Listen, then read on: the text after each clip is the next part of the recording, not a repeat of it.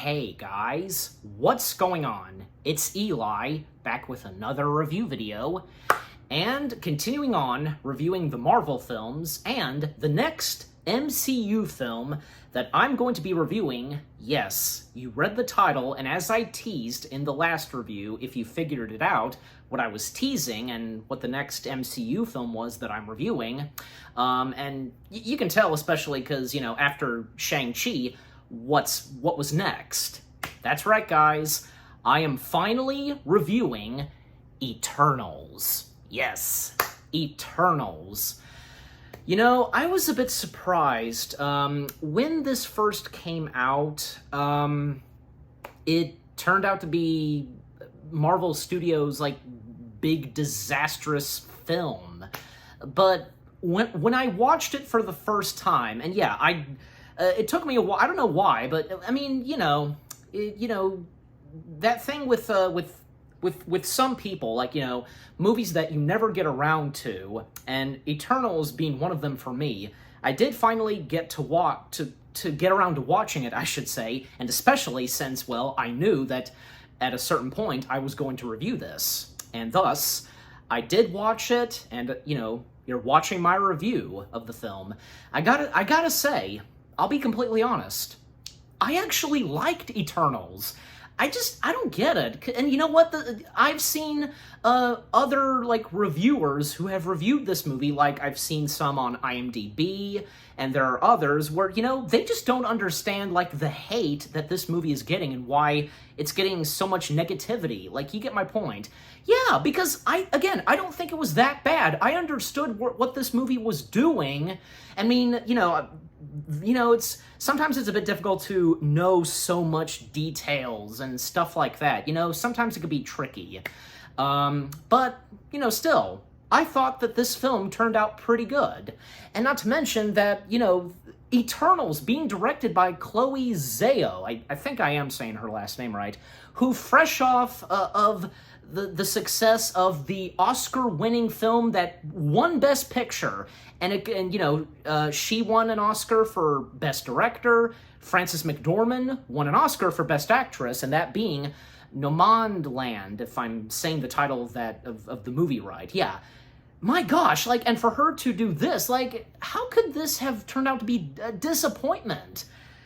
Well, I mean, you know, hey, sometimes great directors like Chloe, and, you know, from, say, Tim Burton, Steven Spielberg, you name it, like, they would sometimes direct movies that would turn out to be but still, again, movies like Eternals, and, you know, for that matter, being an MCU film, Marvel film, etc., I thought it was good, and I'm sure some of you guys, I'm sure you thought of the same thing too. Like, I hope some of you thought that Eternals was pretty good. If any of you had seen it in theaters, or got to watch it when it made its way, including me, on Disney+. So that's what happened with me. I missed out seeing it in theaters, and I, of course, just like with the other MCU films that I missed out seeing on the big screen, from Black Widow, Shang-Chi, Doctor Strange, Multiverse of Madness, what else? I think that's about it, really. Oh, no, Ant-Man and the Wasp, Quantumania.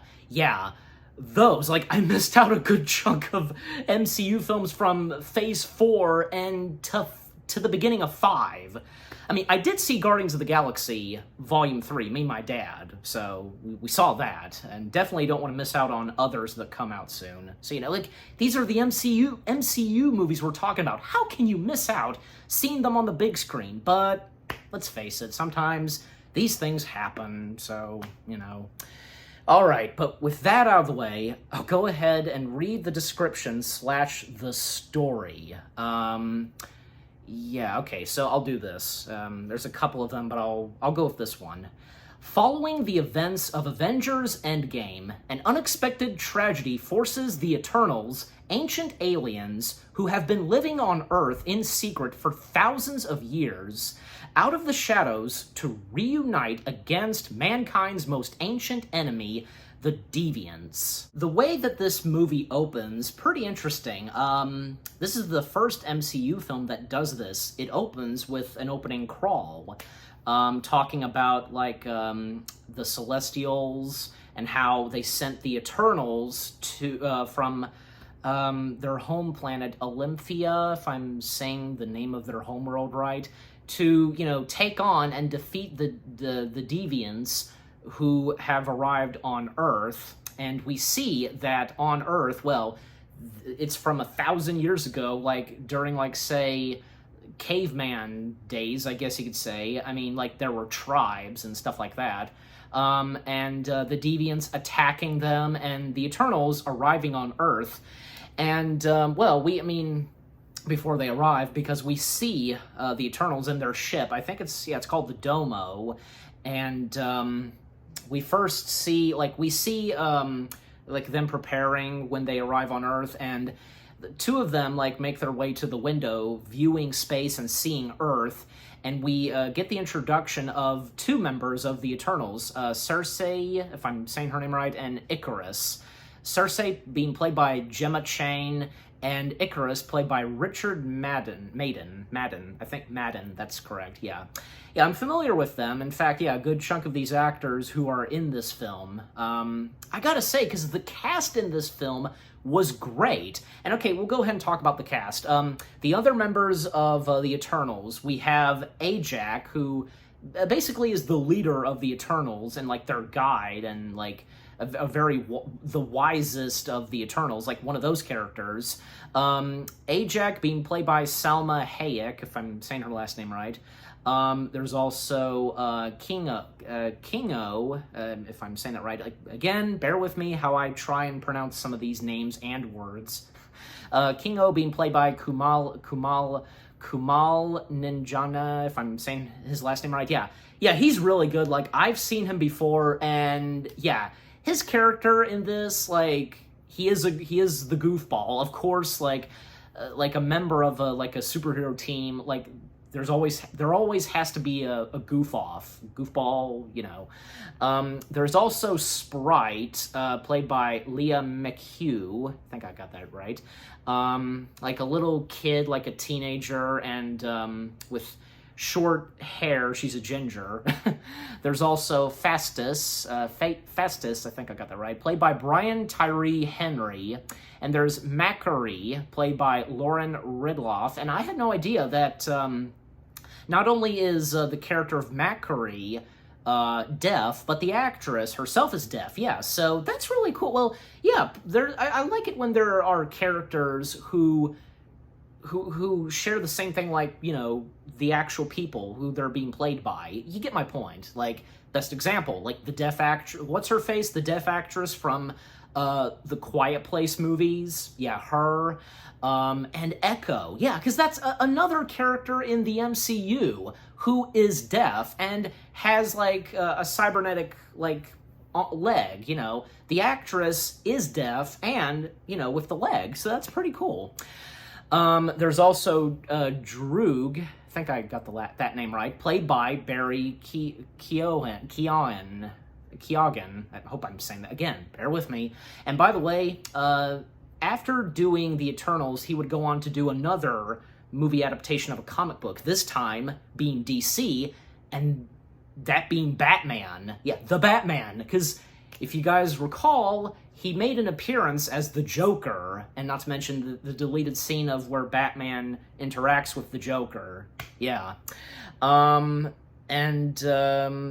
Yeah, so again, okay, so with the Eternals arriving to Earth and taking on the Deviants, and, yeah, there are a couple of flashbacks, like, in some movies where, you know, we would, like, cut back and forth to present day and flashbacks, you know. I mean, not that it's a problem, but it depends on how it's done, if it's done well, you know. We see that in present day, well, the Eternals, like, being a group is no more, and, well, because we see that Cersei, she now resides in London, I should say, and now is, like, a teacher at, like, a school in London, and she has a boyfriend named Dane Whitman, played by Kit Harington. And something about Dane Whitman. We don't know just yet until the end of the movie, but until I get to that. So I just thought I'd throw that out. Basically, in present day, the deviants start to show up again on Earth because,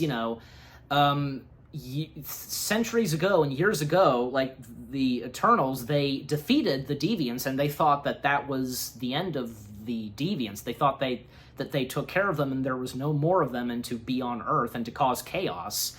But nope, that's not the case. And even Dane finds out about this, and even with Cersei trying to keep this from Dane, and when Dane is like trying to figure out like if Cersei is like a wizard and like is like Doctor Strange, is just like Doctor Strange, but not like Doctor Strange. There's a difference with superheroes like with different powers. You get my point.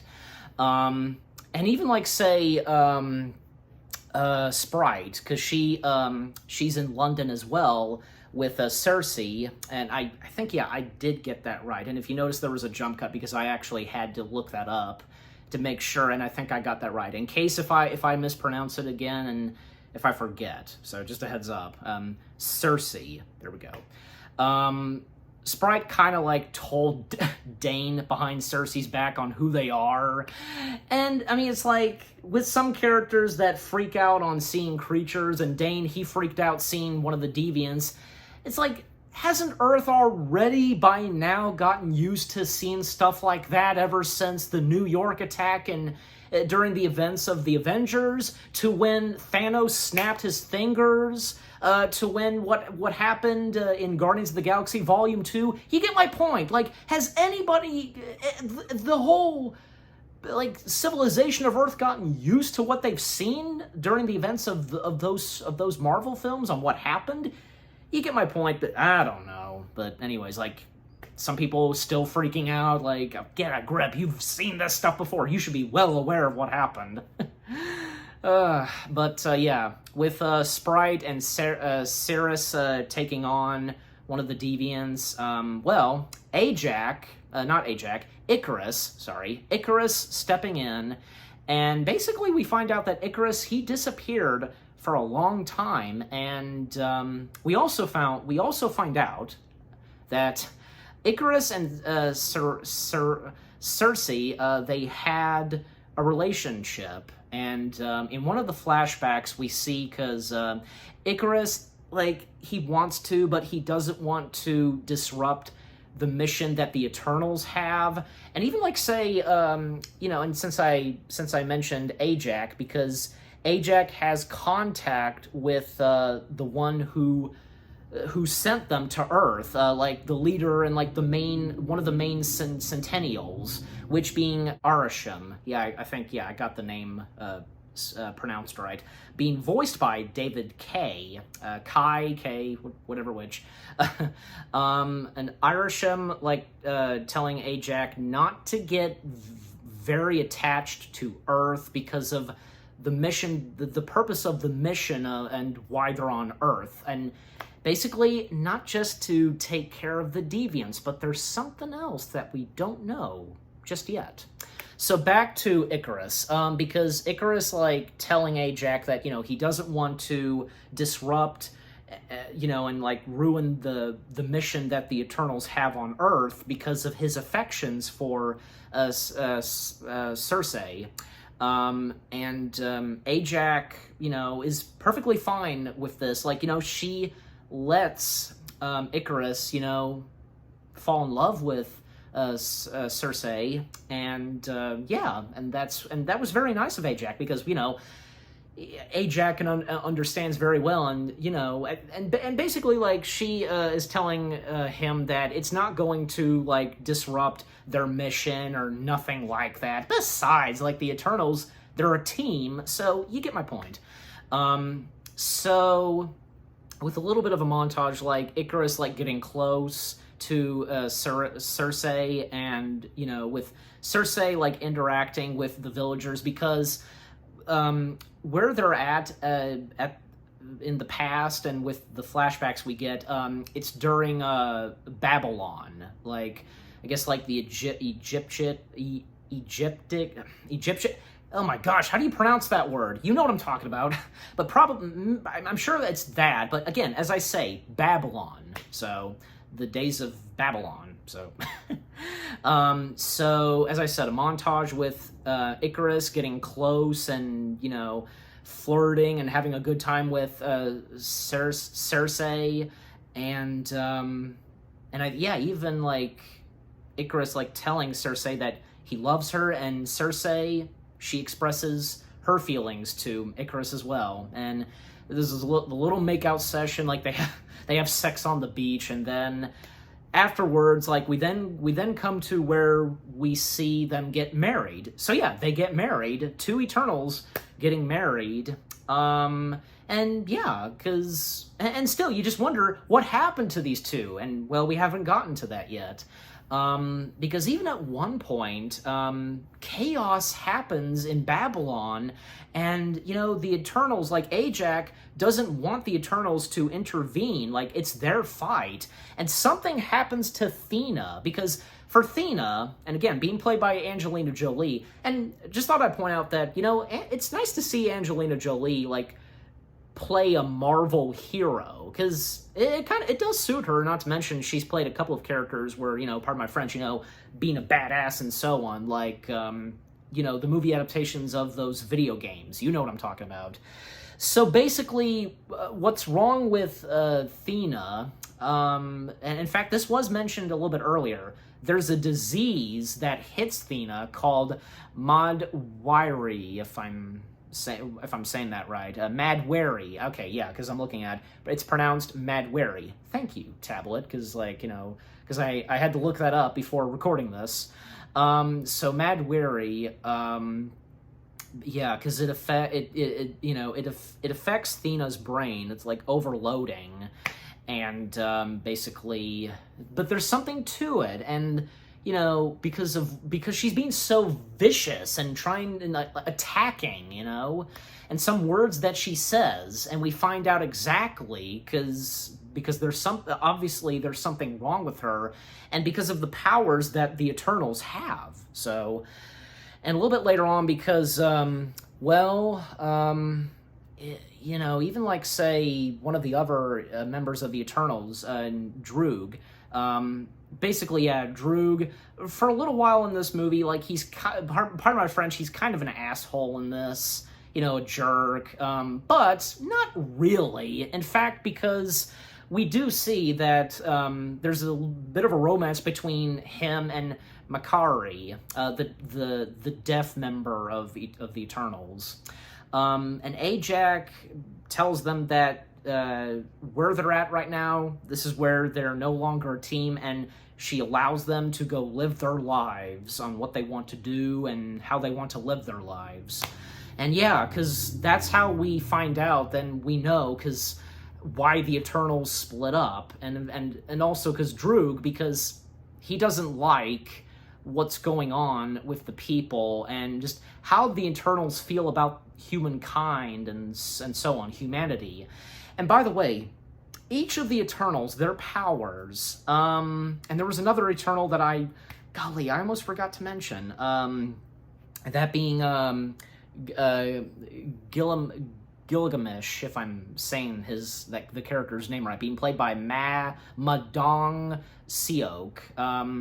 Okay, start with Gilgamesh. Gilgamesh's powers, he's basically the muscles and punching so strong and stuff like that. That's his power. Droog, his power is basically like controlling people's minds, and we see in their eyes, yeah. Makari, her power, she's very fast. Yeah, she has super fast powers, you know, speeding fast, you know, right next to, say, another Marvel hero, Quicksilver. So, and the Flash too, you know, even though he's DC, but still, characters with powers where they can run fast. Sprite's powers, I think, yeah, she can, like, take the form of, like, people, and she can, like, turn invisible, and also help others, like, turn invisible. So, Kino's powers, like, I think I almost forgot because, like, he can just, like, do stuff with his hands, stuff like that. Ajax, I think, yeah, right next to Kino, because I can't really remember their powers that much. But I think Ajax, like, one of the things that she does is healing, so that's good. Athena, well, basically, with her being a warrior, like, she basically has, you know, like, she can, like, unleash, just like, say, how Doctor Strange unleashes his powers, you know, with, like, shields and stuff. The same thing with Athena, like, unleashing weapons, and, yeah, that's pretty cool. Icarus, his powers are flying and shooting laser beams from his eyes. Just like, say, Superman, and how later on in the film there is a Superman joke, and which is pointed directly at him, and until I get to that. Cersei, her powers, I think she does, we do see that she has the ability of, like, duplicating herself, and even, like, say, touching the ground and stuff like that, but yeah. But something about Cersei and her being one of the main characters and a very important part of being the member of the Eternals, like, until we find out later on, until I get to that. And so, when they discover, when Cersei, Icarus, and Sprite, they discover that the Deviants are back, and, you know, they know that doom is upon Earth, and, you know, they of course have to save the day. They start regrouping the members of the Eternals one by one, like starting with Kino, where we see that Kino, he's become a Bollywood actor. In fact, because we see him, like, filming, like, a dance number, and his boss, like, the director, Karan, yeah, I'm saying that name right, being played by Harish Patel. When, like, and by the way, Karan, he is well aware of who the Eternals are, because clearly Kino told him about the Eternals and, like, their history and so on, and even Karan saying that it's an honor to be in the presence of the Eternals. And by the way, because when they started regrouping the Eternals, they first went to Ajax, and when they get to Ajax's house, because, like, has, like, a farmhouse, basically, they discover that, in fact, Cersei discovers out back by the house that Ajax sadly got killed, supposedly by a deviant, and, yeah, a very emotional moment for them, and the fact that Sprite is basically, like, and she has, like, Sprite has this power too, like, well, like recreating moments, like memories from what she had, you know, and reliving a memory that she had where, like, the last time she was with Ajax, and before Ajax sent Sprite to be with Cersei. And at one point, Cersei's still, like, with Ajax's body, and at one point, something comes out of Ajax and goes into Cersei, and as I mentioned, like, Ajax making contact with Arishem, yeah, and basically it's a sphere, and it would, like, I guess, like, teleport Ajax and Cersei to make contact with Arishem.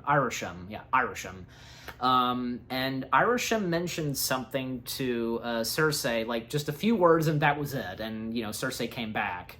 Like a warning or a message. You get my point, like a secret message.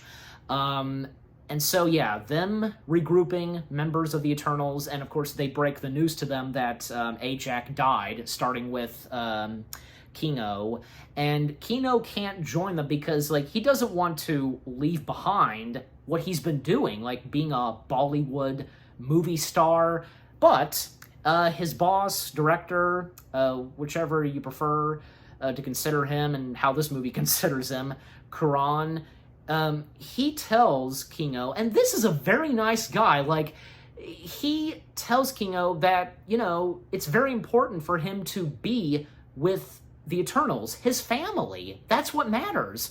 And they need him to help them. And you know what? Because Karan, he joins along with them. Oh my gosh. Like, Karan was a good character in this film. And throughout most of the film, with Karan joining them, he helps Kino shoot a documentary. And, like, interviewing the members of the Eternals and even Sprite. This gets on Sprite's nerves and destroying some of the cameras that Karan has, because Karan brought more than just one camera. Like, how did he keep all these cameras? And just like, oh my gosh. And like, I don't know, and here's another thing, like, don't you think it was just a waste to bring more cameras? Because you're still gonna lose the footage from the cameras that are being destroyed. Like, Sprite destroyed one of them, and Droog destroyed one of them, and until we get to Droog. Yeah, so after recruiting Kingo, they recruit with Gilgamesh and Thena, because Gilgamesh was responsible for, helping out Thena, like, if ever, like, she goes nuts because of the disease that she has, and the disease again, Mad Wary. Like, if ever she, like, spawned out of control, and, like, with that hitting her and, like, just unleashing and just lashing out and trying to kill people, like, Gilgamesh would be there to, help her out and to calm down, and they would touch hands, stuff like that. So when they meet up with them, like, Gilgamesh, we see that he's basically, like, he's like a chef, and he cooked a pie. And when they tell him that Ajak had died, well, he drops the pie drops. I knew it was coming. So, and meeting Thena again, well, sure enough, the Mad Wary hits her, the disease, and of course Gilgamesh coming in to help her calm down. And, they're sitting at the dinner table having a meal, and at one point, they said something, like, Kino, I think, like, from Kino to Sprite, and I think, Icarus as well, said something that upset Cersei, and with why Icarus left, and with Cersei, like, outside getting fresh air, we know that feeling. Well, she gets summoned by Irishman.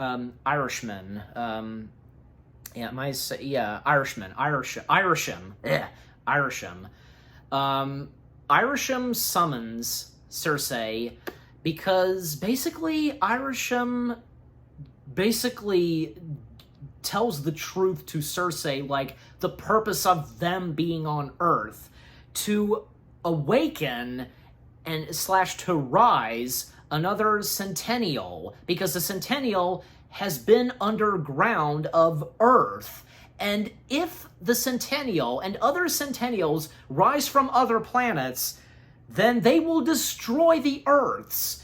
And it would also cause, like, the Eternals to evacuate the population of Earth to another planet. And oh my gosh, like, it's not so... I don't know, like, it's a bit surprising that the Avengers would not be well aware of what's going on, Especially how it's like they were completely unaware of what Ego was doing in Guardians of the Galaxy Volume 2. You know what I mean? Like, seriously, these big things, and how can they be unaware of this going on with the Centennials and what Irisham is wanting to do? And clearly, because, Irisham is a bad guy, and I think, that goes for the Centennials. And when Cersei finds out, well, she, of course, informs the others, and they continue on finding the rest of the members of the Eternals. And at one point, they go to the Amazon rainforest. Yeah, and, like, in some movies, and especially in the MCU films, there would be a text showing, like, the location and stuff like that. And so when they make their way to Amazon, they find a village, and they find villagers, and Droog is there. He's basically, like, I guess in charge of, like, the village. And he's not interested in joining again. He's still being a jerk, and especially against Icarus, and, still going on why he left. And we do find out, of course, why he left.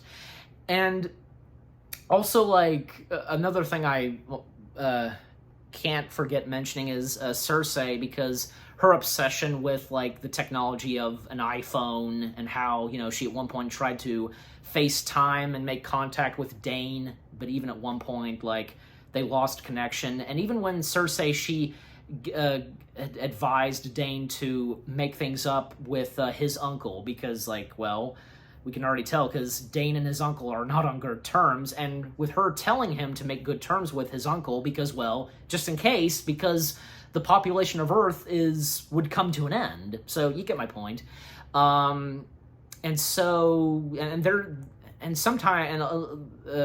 to time in this film, like, you know, moments with Cersei and Icarus. In fact, you know, Icarus was about to tell Cersei why he left, but at one point, an ambush happens. The deviants come in, and just, like, all hell breaks loose, and, like, the villagers scrambling, and the Eternals taking on the deviants, all except for Athena, because, you know, with the disease once again hitting her, the Mad Wary, and of course, Gilgamesh, like, there to help her out, but also taking on the deviants, and it's unfortunate, because first Ajax, and now Gilgamesh. Gilgamesh gets killed as well, because the deviants can do this. They can feed off the energy from the Eternals, and one of them that feeds off, like, the power and energy from Gilgamesh, like, becomes more like humanoid, still like a deviant, but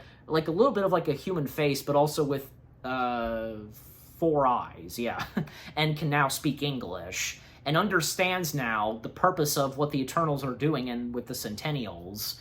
And apparently it turns out, almost forgot to mention, that the Centennials and Iramish basically, like, created the deviants, and the deviants used to, you know, serve alongside with the Centennials, but at a certain point, the deviants, they turned against the Centennials, and hence Irisham sending the Eternals to take on the deviants and to save Earth. So yeah, the deviants still being the bad guys in this. You'd think by, I don't know, because I think at one point I was thinking, like, could the deviants, like, turn, like, you know, help out the Eternals, but nope. You know, it's one of those movies, or, you know, where there's multiple bad guys, like, they're not working for each other, but you get my point. So it's unfortunate for Gilgamesh. He sadly dies, and, you know, the last words he says to Athena is to remember who she is. And I think at that moment, that's what caused the disease to no longer affect her and mess with her mind. And I think, yeah, she's been cured, and, you know, very emotional for Athena. And good acting from Angelina Jolie, because, you know, getting so upset.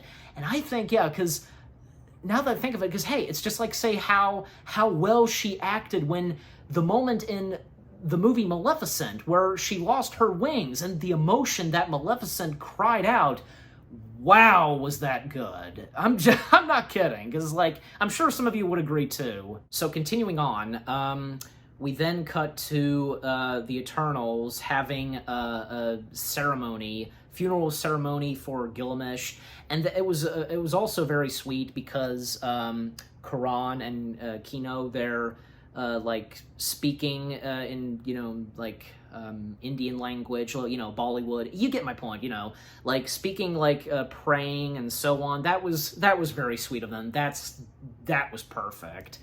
And, you know, I feel like they very sad for them, but, you know, they still continue on, and that's when we see they recruit Festos. I hope, again, I'm hoping I'm saying the name right, again, as I established. And by the way, because another flashback scene we get, because Phaetos, like, his powers, like, he basically is the engineer of the Eternals. And, you know, basically, like, you know, early on in the film and during, like, the Babylon days, like, presenting and, like, telling the Eternals, including Ajax, like, his idea of weapons and like describing, you know, a steam engine, and Ajax like telling him that this is way off, this is like years ahead for these people. Like, you get my point.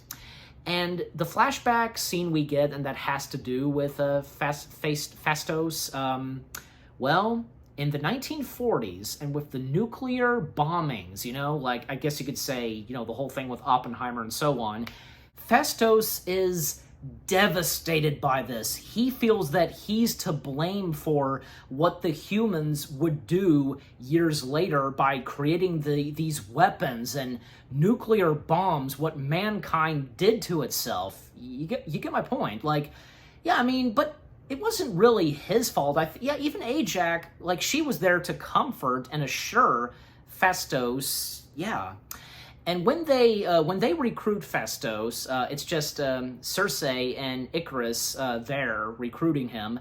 We see that Phastos is happily married, you know, with his husband, Ben, played by Slayman. I think I'm saying that right, the last name right.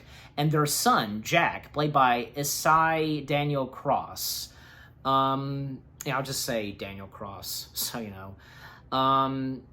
And even like I think Ben and Jack, they are a little bit of aware of like what Phastos is, and like, you know, his friends, which being the Eternals. Like, Phastos just like saying that they're his friends from college and calling them by different names. And Jack, he's the one that does like says the Superman joke and pointing out to Icarus, like, you were Superman on TV, you flew in London, shot laser eyes. That's funny. And Phastos, like, he's not sure about joining at first, but with Ben overhearing, you know, he assures Phastos that, you know, he needs to join them, and, you know, and besides, you know, their son would have a happy life on Earth and not go on some other planet, you know. So thus, Phastos joins them, and then they come to where they find and join up with Makari, who this whole time, Makari was still in their ship, the Domo, and the Domo had been buried, but Phastos, he summons the Domo ship, you know, and it's pretty funny because Phastos is, like, shocked, like, you know, why are there so many ancient artifacts in my science lab, in my room, and stuff like that? Well, I mean, Makari, what she did with her life was, like, be an archaeologist and stuff like that, so yeah. And Makari and Droog, they're still lovebirds and still hitting it off. And throughout, like, scenes in the ship, like, Phastos at one point comes up with a solution on how to take on like the Centennials from preventing the Centennial to emerge from the Earth's ground. And that's another thing, because the word emerge, like, I think they're called the Emerge, or basically, like, that's probably what, to me, it's like, with the word emerge, like, you know, preventing the Centennial to emerge from the Earth's ground. So, you know, you can correct me on that with the word emerge, how it's used in this movie, because I forgot a little bit about. Again, just some of these, like, details and these things, like, you know, as I established, and I know that some of my friends and my dad, they've gone through the same thing too. Anyways, so Phastos has a solution by creating this thing called the Unimine. I've heard that term before, and basically, like, the Unimine, like, bringing them all together, and one of them becoming very powerful, like, someone being, like, the main one to be very powerful and to stop and prevent from the Centennial from emerging from Earth. And another moment from Circe and Icarus, they're actually in the same location. In fact, with the Domo ship, they're in the same, like, deserty location where they were during the days of Babylon, and where Icarus first asked out Circe. And we get another flashback, and we find out how Ajax actually got killed. Because 6 days earlier, before where we saw like where it would pick up in present day, and with the deviants showing up and everybody coming back together, 6 days early, Icarus is with Ajax, and they're talking about the Centennials and the deviants and the whole thing of the Emerge, and how and as Ajax establishes, when Thanos snapped his fingers and most of like half of population disappeared, there was a delay for the Centennials rising from the planets and of course Earth. And not to mention, because a couple of course, since this is in the MCU and with so many like references and mentionings, yeah, there's a lot of good mentionings of the Avengers, and especially with the events of Endgame, because even like Dane, Cersei's girlfriend, Dane asked Cersei, why didn't the Eternals help the Avengers take on Thanos? And yeah, that's a very important question, and a good reason why they didn't join the Avengers, and why they didn't reveal themselves to the Avengers in the first place. And as Cersei explains to Dane, that they had to stick with the mission that they were signed to ever since they first arrived on Earth, and to take on the Deviants and nothing else. But unless the Deviants were involved with, say, joining Thanos, and if that did happen, then yeah, a good reason for the Eternals to reveal themselves to the Avengers and to join them. And you know what? For them to become Avengers as well, because no doubt about it that they would be considered Avengers as well. Any Marvel superhero being an Avenger, from Spider-Man, the Fantastic Four, X-Men, you get my point. So, and again, so Ajax explaining that there was a delay with, the Centennials rising from the planets because, again, Thanos snapping his fingers with the Infinity Stones, and Ajax is well aware of what Arishem is going to do, like what the mission actually is. And not just taking on the Deviants, but for the Centennials to arise, and of course Icarus knowing about this too. And Ajax, she's on the side of preventing this from happening, from the Centennials arising from the planet's grounds.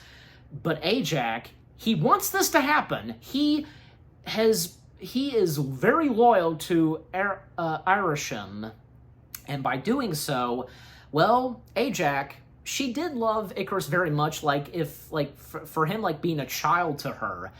And a good reason why she didn't pick Icarus to be the leader, and especially to take on and defeat the Centennials from arising, from preventing that to happen. She specifically chose Cersei. And thus, Icarus kills Ajax. He's the one that kills Ajax by throwing her off and falling down to an icy ground, and the Deviants going after her, even though she's trying her best to take on the Deviants, but she fails by one of the Deviants behind her, injecting and, sucking out her power and energy. And afterwards, Icarus, he takes her body back to her farmhouse and out back, and where, he laid her on the ground, and also, there's a bit of a wreckage, in front of her, in front of her body, like a car being damaged in some fire. Well, he did that with his laser visions, and to make it look like, a Deviant came in and killed her. And thus when, Cersei and Sprite showed up along with Icarus, yeah, oh my gosh! Stuff like that in movies, I tell ya. And to speed things up, the Eternals, they all find out what really happened to Ajax, and that Icarus kind of betrayed them. And you know what? Even Sprite, she joins Icarus from preventing the Eternals to not stopping the Centennials from arising from Earth's grounds, because Sprite, you know, her being kind of depressed in this film, and how, you know, she had always been, you know, the same age, you know, being a kid and, you know, a teenager, and she had always wanted to, you know, grow up and to fall in love and to have family.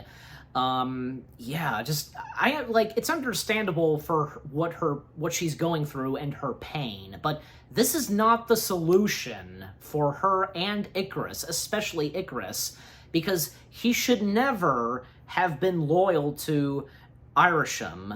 And so, you know, the Eternals, they don't know what to do next, and especially since, you know, it's now turned to Cersei.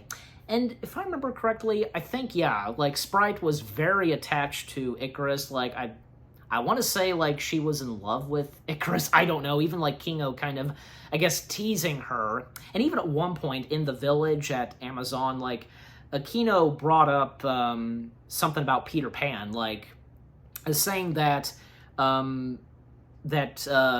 Sprite was the Tinkerbell, Icarus was the Peter Pan, and Cersei was the Wendy. So you get the point. So yeah, again, like, the Eternals, like, they don't know what to do next, and with that being turned to Cersei on what to do. And, well, of course, and as we all should know, like, of course they're gonna go after and stop, you know, Icarus and Sprite, and to prevent from, the Centennial, like, arising from the Earth's grounds.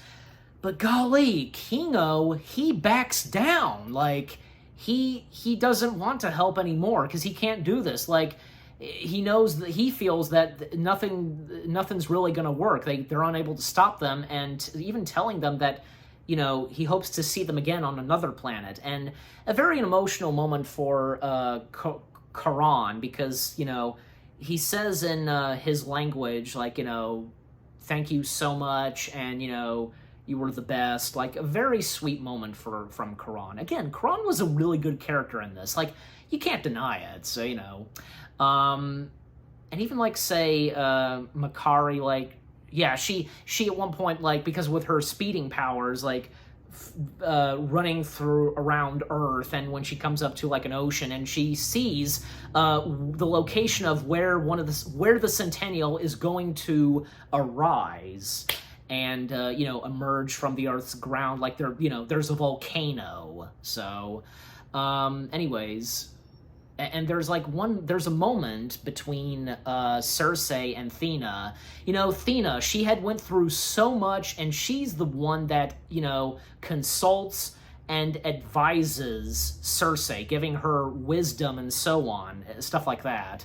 And basically, yeah, in other words, like, Thena, like, telling Cersei not to give up. Like, that coming from Thena, that's saying something. And thus, they get their suits on, and they prepare to, you know, go to the location where the Centennial will arise, and, you know, to distract and to keep Icarus, especially Icarus, from, you know, holding him back, you know, trying to stop them from, you know, causing the Centennial not to emerge from the Earth's grounds. And yeah, and thus, like, a pretty cool battle between Icarus and, you know, at one point, like, at first, Droog takes on Icarus, but, you know, Icarus, like, you know, grabbing Droog by the neck and just, like, throwing him and tossing him aside. And, oh my gosh, like, this was a good moment for Makari, because how much Makari loves Droog. And there's one moment where she just wails out, and, oh my gosh, that was pretty good right there. Perfect. And thus, Makari, like, she goes after Icarus, and pardon my French, but it is true. Like, she beats the shit out of Icarus, and then Thena and his name almost slipped out of my head. Where was he? Yeah, Phastos. Yeah, Phastos. They tag along as well, like, taking on and holding Icarus, you know, down, like, distracting him, while Censure, she's the one that has to, you know, stop the Centennial from emerging, like, basically, like, freezing the ground level, like, basically where the volcano is. and, because they're on an island, and there's a volcano, and basically, like, her power, like, able to do that, like, it was first discovered when she took on a deviant, in the village in Amazon, and with the other internals, like, discovering what, a power that she has that she never knew she had, and with her to do that and to stop the Centennial from emerging from the Earth's grounds, and yeah, and even, like, say, yeah, Sprite at one point, like, stopping Cersei from doing that, like, tricking her into thinking that Ajax is present, and even at one point Cersei getting stabbed, like, yeah, of course she would survive from that, getting stabbed, knowing the Eternals, and yeah, as I mentioned, Sprite, just describing, like, her depression and what she's going through, how she wishes that she would have, like, a normal life, fall in love, have a family, etc. And then there's one moment where Droog, he's all right, and of course we would know that he would be okay. He wouldn't get killed by Icarus. He steps in, he basically, like, hits her by the head, like, smacks her, like, knocking her out. Cersei continues what she's doing, and, the other Eternals, like, trying to stop Icarus. And then at one point, the one deviant that, was able to speak and, like, what, sucking up, like, the power and energy from Gilgamesh, steps in.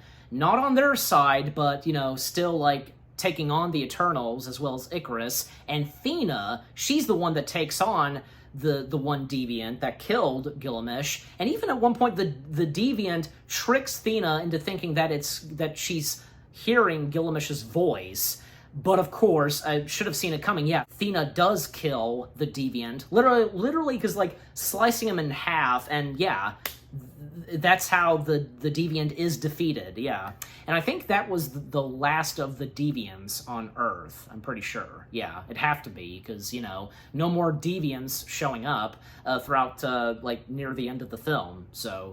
Anyway, so Icarus, he does at one point break free from, because at one point Phastos, like, he locked up and like Icarus on the ground, with like chains and stuff like that. But Icarus, he broke free and going after and stopping Cersei. But there's a moment for Icarus where he starts remembering the happy times that he and Cersei had, and how he was in love with her and so on. And from the first time they met, when they first arrived on Earth, that's what, that's what causes him to be redeemed, and he gets very, like, emotional, and when, he lets Cersei, like, by doing so, stopping the Centennial from arising, and with the Unimind, thanks to Phastos, well, all the Eternals, they get together, like, they arise, and with, like, their power and such, like,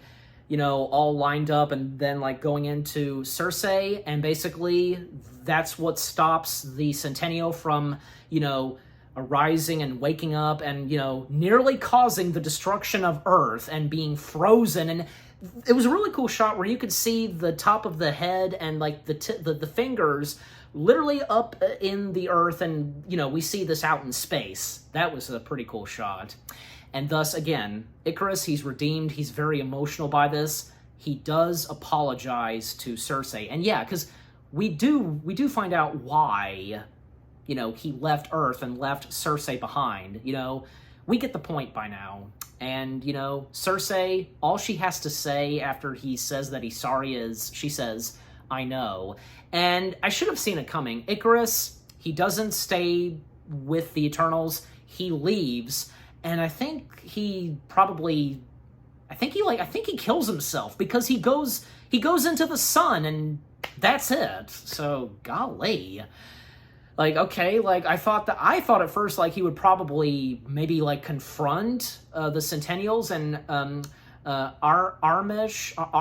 Arsham. Yeah, but that's what he probably should have done, instead of just killing himself, because what would happen next at the end of the film, until I get to that.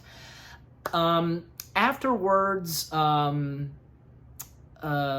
Cersei gives Sprite what she wants. She has a little bit of power left from the Unimind that she can give to Sprite, where she can become human, but she is giving Sprite a precaution that, she will be, mortal, and, one day she'll die, and Sprite, she's willing to accept that, and thus she is no longer an Eternal, and she is now fully human. Yeah, and, that was very nice, and should have seen that coming too, like what Sprite had wanted for so long. Yeah. And the epilogue to the film, well, because, the Eternals, back to what they're doing. However, Droog and Makari and Thena, geez Louise, I almost forgot their names. They actually get in the Eternal ship, the Domo. They head off to space, and if I recall, because they're trying to, I guess, find the other Eternals, I'm pretty sure. And for the other Eternals, well, them remaining on Earth, and Cersei reuniting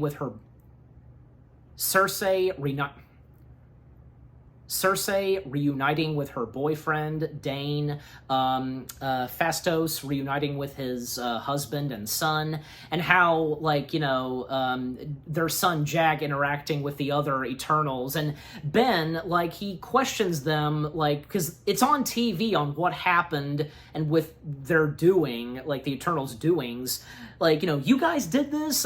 Pretty funny, and how Jack interacts with Thena, and Thena showing off her powers to Jack, and Phastos being very protective of his son, and saying to Thena that her babysitting duties no more, stuff like that. And when they see the Domo ship, Jack sees the Domo ship and questioning his dad if they would ever travel in space, and Phaedos giving Jack the talk when you're older and you have your space permit, stuff like that. And even say we once again see Kino and Karan, and here's the thing, I thought Kino would show up and help out the Eternals, that moment where you think that a character is not going to help the other, but later on, you surprisingly see that they show up, you get my point. I don't know, golly, because Kino, he wasn't there, and not to mention that we didn't see this on screen where, his, powers getting transferred to Cersei, her being the very powerful one, and to stop the Centennial for, I don't know why that didn't happen, but it's just how the movie turned out. It's one of those things, and not that I'm complaining. And a moment between Cersei and Dane was about to tell Cersei that there's something about him and what's in his family. They don't keep secrets from each other, but there's something that he has kept that has been in his family. And he was about to tell her when, out of nowhere and in the sky,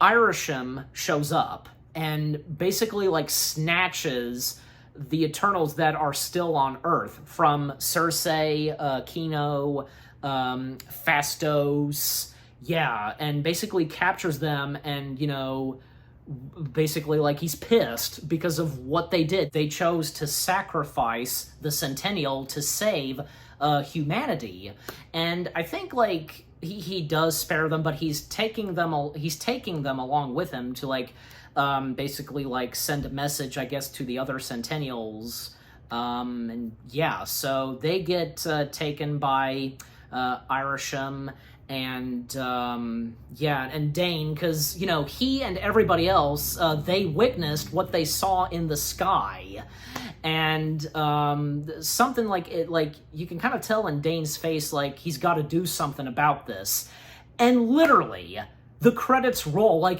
They ended it right there. Oh my gosh. And when things were looking good for our characters, but then Irisham showed up and just snatched them. Oh my gosh. And right when Cersei and Dane, they were, reunited. Oh my gosh. And the two end credit scenes that we get in the film, the first one, you know, the mid-credit scene, we see that Merrick and Droog and Thena, they've tried to contact the other Eternals that remained on Earth, but they had never gotten a response from them, and like they start to know like that there's something going on, and we then see two characters like stepping in, and basically like the first one we see is Pip the Troll, voiced by Patton Oswalt. Like Patton Oswalt, like good to see him in an MCU film. And Patton Oswalt, he's one of those actors that's in so much. Like you would sometimes like see him in like maybe in like a TV episode or in a movie, like you never, like just no matter what, you get my point. And basically Pip the Troll introduced someone who steps in, who is going to help the Eternals, like to find the other Eternals that were snatched by Irisham, and that being Thanos' brother, Eros, being played by Harry Styles. Yeah, I completely forgot that Harry Styles was in this film, and for that matter, that he plays Thanos' brother, and it's nice to see that, yeah, Thanos' brother is a good guy, and the fact that Eros is not purple, he looks completely human, but even though he's not human, so, you know, he's from Titan, you know, him and his brother's home planet. And Eros, like, he tells Merrick, Droog, and Thena where the Eternals are, and of course, you know, telling them that it's Irisham, Irisham that has captured them, and thus, yeah, Eros, he joins them into helping and save and find the other Eternals.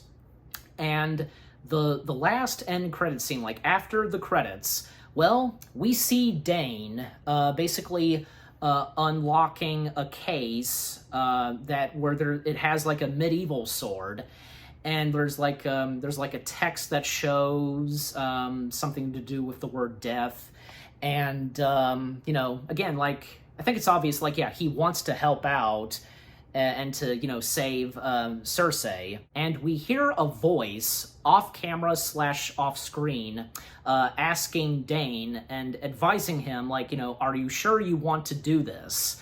And it just so happens that the mysterious voice, you know, and interacting with Dane was Eric Brooks / Blade.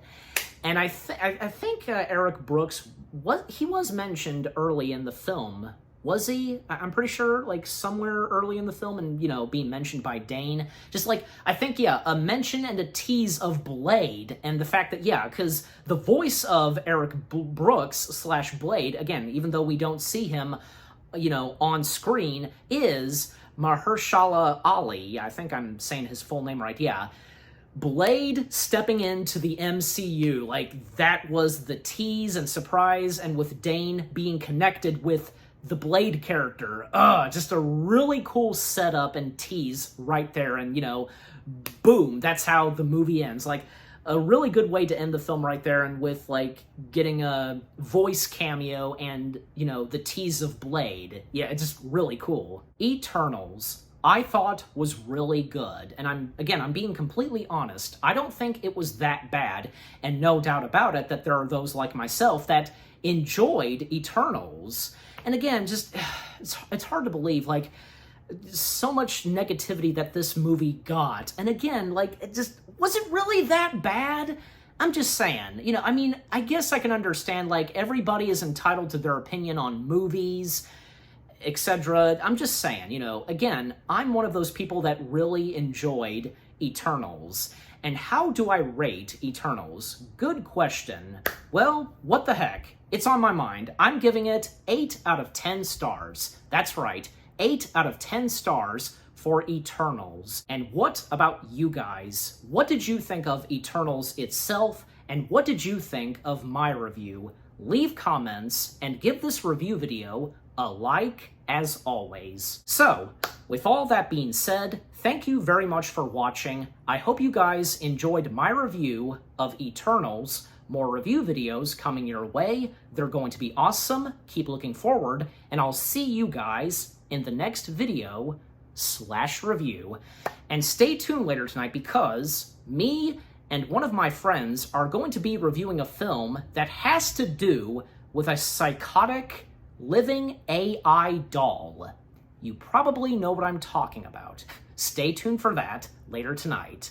Take care, peace out, and Avengers, assemble!